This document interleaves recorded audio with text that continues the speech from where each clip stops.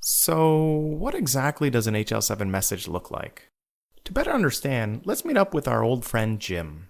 When we last saw Jim, he was hopscotching his way into the hospital where he learned about HL7 and how it connected all the departments and applications inside the healthcare space.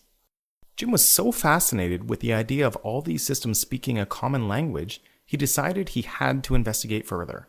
This is his story.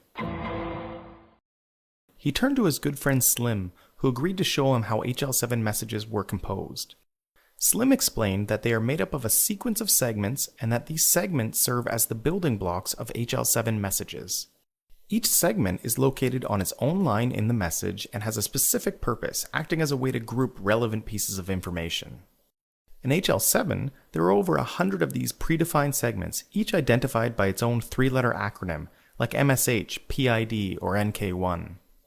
When you look inside a segment, you'll find that it's made up of things called fields or composites. These fields can contain simple data types like a string or a number, or they can be more complex, containing their own subfields and even sub-subfields.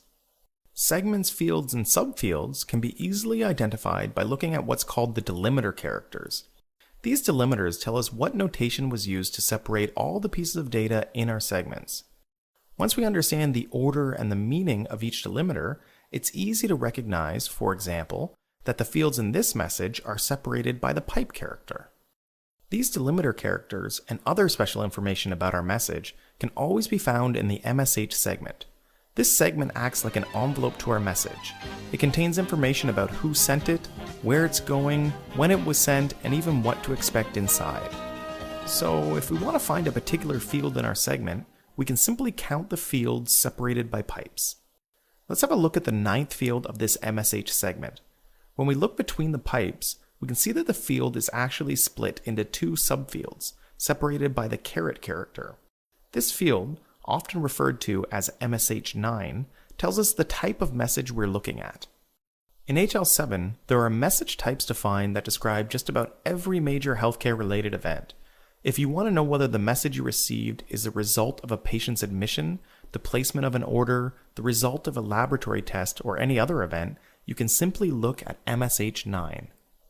Once you know the message type, the next step is to look at the rest of the segments in the message.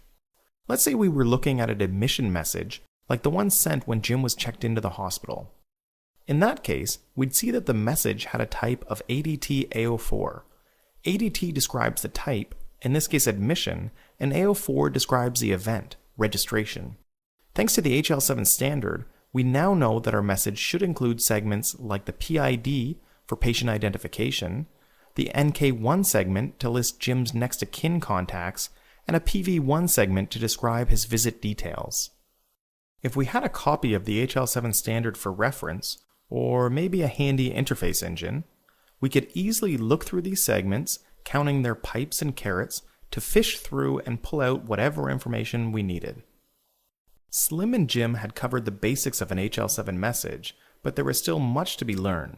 Slim promised to continue their talks and teach Jim about repeating fields, segment groups, and Z segments, but suggested it was better left for another day. If you'd like to learn more about HL7 and watch Jim's continuing adventures, please visit interfaceware.com.